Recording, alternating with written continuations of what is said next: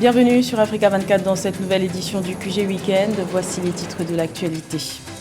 Accès de colère en Tunisie. Plusieurs centaines de personnes ont manifesté contre le président Kais Saied à l'occasion du 11e anniversaire de la chute du président Ben Ali. Ces rassemblements ont été violemment dispersés par la police. La récolte de coton sur le continent africain pourrait atteindre un record en 2022. Une hausse de production de 44% est annoncée pour la campagne 2021-2022.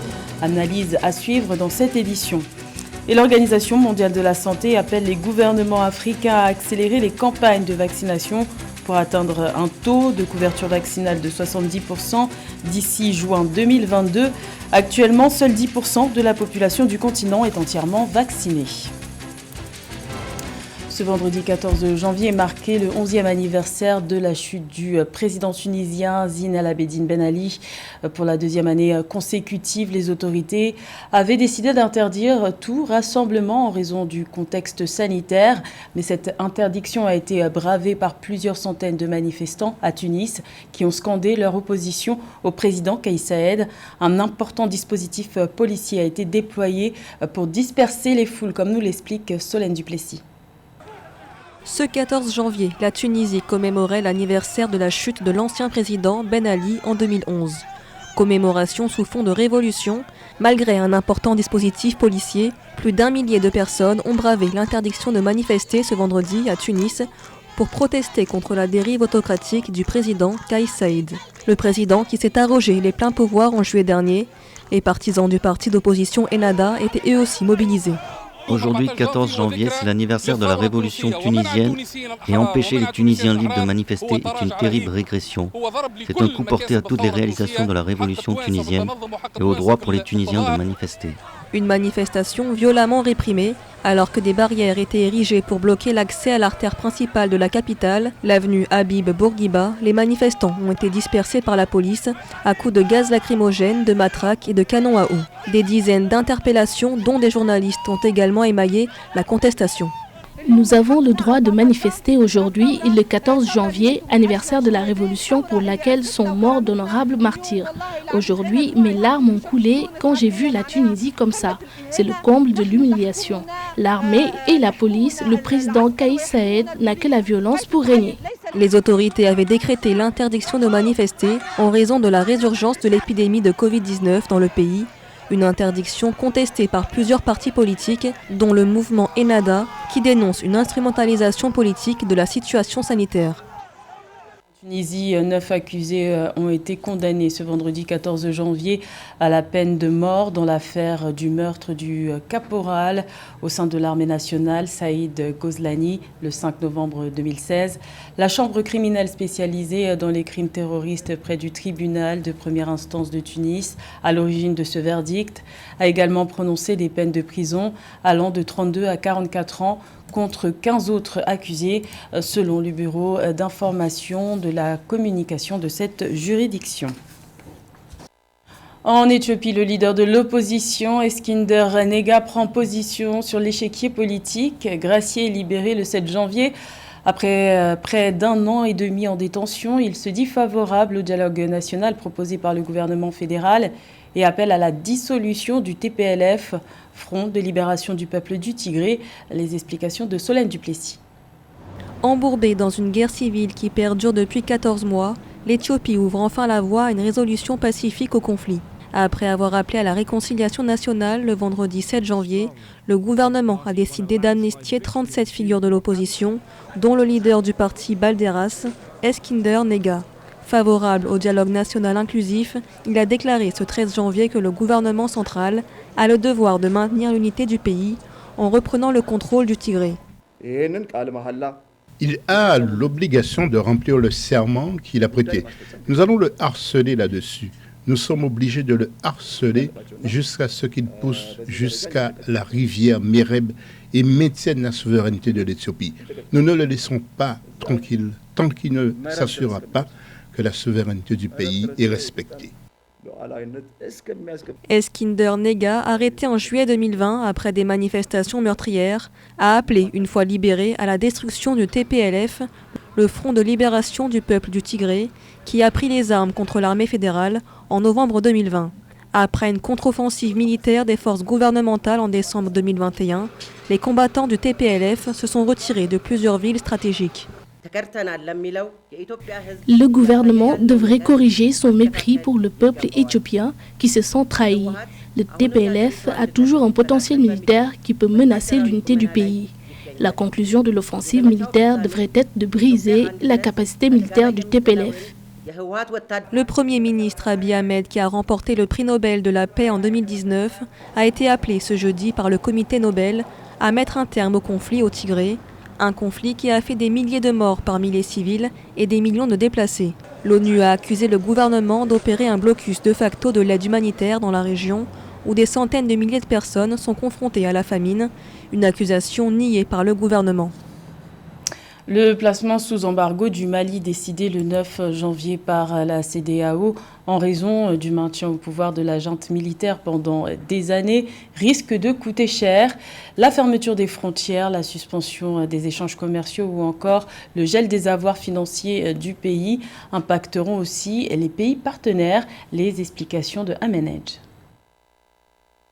Les dirigeants de la CEDEAO ont adopté des sanctions contre le Mali le dimanche 9 janvier en raison de l'incapacité de la junte au pouvoir à respecter la date limite prévue pour la tenue d'élections visant à rétablir un régime civil. Ces sanctions devraient fortement impacter le Mali économiquement. Les pays de l'UEMOA représentent à eux seuls 237,906 milliards de francs CFA, avec le Sénégal, la Côte d'Ivoire et le Niger en tête, près de 34% des importations totales du Mali, soit 237 milliards de francs CFA. D'autant qu'on sait que le Mali malheureusement n'a pas de port et que c'est un pays enclavé. Donc je pense que malheureusement cette fermeture de les frontières aura un grand impact sur les échanges commerciaux, sur les importations du pays et surtout sur la vie des populations qui vont souffrir avec cette possibilité de voir les frontières fermées. Toutefois, les pays de la zone CEDEAO verront aussi leurs économies impactées par ce blocus infligé au Mali. Du point de vue des échanges commerciaux à l'export, les risques semblent considérables. Le commerce de l'or et du coton sont menacés alors qu'ils représentent les matières premières maliennes les plus vendues chez ses voisins ouest-africains. En 2020, le Mali a exporté pour 4,5 milliards de dollars de métaux précieux. Il y aura moins d'échanges, donc il y aura moins de produits et donc ça va produire non seulement de l'inflation, mais aussi ça va poser des difficultés énormes d'approvisionnement pour les produits, notamment de première nécessité pour les Maliens. Après avoir condamné fermement ces sanctions jugées illégales et illégitimes, le président de la transition malienne, Assimi Goïta, a riposté en exigeant notamment le retour des ambassadeurs en poste dans les pays de l'espace. Un record est annoncé pour la récolte de coton sur le continent africain. Dans la campagne 2021-2022, les autorités en charge de la filière tablent sur une production en hausse de 44%, et ce grâce à plusieurs facteurs combinés tels que l'augmentation des surfaces et des volumes de culture ou encore une météo favorable. Les précisions de Amenedj. Le département américain de l'agriculture USDA a annoncé des prévisions cotonnières en baisse aux États-Unis et une production mondiale moindre, faisant grimper de 2% les cours internationaux. Toutefois, la production africaine de coton a été confirmée en hausse de 44% en 2021-2022. La dynamique au niveau de la production cotonnière qui marque une ascension de près de 44% est la résultante des actions menées par plusieurs États, notamment la Côte d'Ivoire, le Mali, le Bénin, le Togo. Des dynamiques au niveau de ces États-là, c'est marqué par les renforcements en termes de recherche, en termes d'accompagnement des producteurs, en termes même d'organisation de ces filières-là.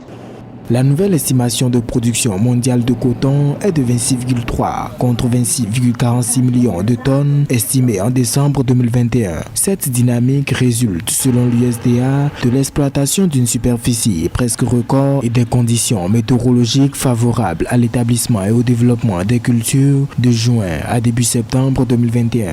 Tous ces effets conjugués permettent également à l'Afrique d'atteindre un bond assez impressionnant. Contrairement aux États-Unis où on a une culture qui ne connaît pas trop de nouveaux bonds et qui est plus ou moins sujette à des variabilités climatiques, ce qui est un peu moindre par rapport à l'Afrique. L'USDA prévoit pour la zone franche africaine une production de près de 5,86 millions de balles, en hausse d'1 million, soit 21% par rapport à 2021 et en baisse de 1% à 59 000 balles par rapport à la récolte intéressante de la campagne 2019 et 2020.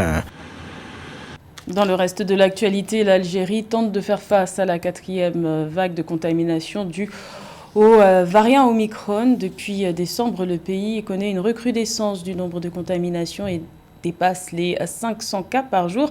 Une situation préoccupante pour les autorités car le taux national de vaccinés atteint à peine 30% et les services de réanimation sont saturés dans certains hôpitaux. Il n'y a pas que l'Algérie qui enregistre un retard dans la vaccination contre le coronavirus, puisque l'Organisation mondiale de la santé recense seulement 10% de la population africaine entièrement vaccinée. Malgré les réticences et les disparités, l'OMS appelle les gouvernements à accélérer les campagnes de vaccination pour que le taux de couverture vaccinale fixé à 70% soit atteint d'ici juin 2022. Plus de détails avec Joël Ballot. En Afrique, 7 pays sur la cinquantaine ont atteint le seuil de vaccination fixé par l'Organisation mondiale de la santé qui est de 40%. Alors que le variant Omicron circule désormais dans 30 pays africains, l'organisation onusienne appelle les gouvernements à intensifier leur campagne d'immunisation des populations à travers des campagnes de sensibilisation. Il faut insister sur la résistance de ces populations parce qu'elles ne se sentent pas menacées. Il faut insister sur l'acceptabilité sociale de la vaccination et sur les interactions entre la liberté individuelle des populations et l'immunité collective qu'il faut acquérir à travers la vaccination. Avec les démarches mises en place par l'OMS dans la lutte contre le nouveau coronavirus, l'Afrique devrait vacciner 34 millions de personnes par semaine contre 6 millions actuellement. Le but de cette stratégie, atteindre une couverture vaccinale de 70% d'ici juin 2022. Un pari difficile, d'autant plus que des doutes subsistent sur l'efficacité des vaccins face aux variants. Une politique de vaccination, c'est une inconscience à 3 inconnus. L'accessibilité des vaccins, les capacités logistiques et la communication avec les éléments de langage adaptés. Or, en Afrique, il y a d'autres inconnus, notamment la méfiance des gouvernés face à leur gouvernement, la théorie des complots qui a envahi les réseaux sociaux et je dirais la méfiance par rapport à ces vaccins qui a été proférée dans toute la désinformation. À peine 10% de la population africaine est entièrement vaccinée. Afin de lutter contre la réticence des populations à se faire vacciner, l'OMS mise sur les services de santé pour promouvoir les bienfaits de la vaccination qui prévient les cas graves. C'était le journal de la rédaction. Merci de l'avoir suivi. L'information continue sur Africa 24.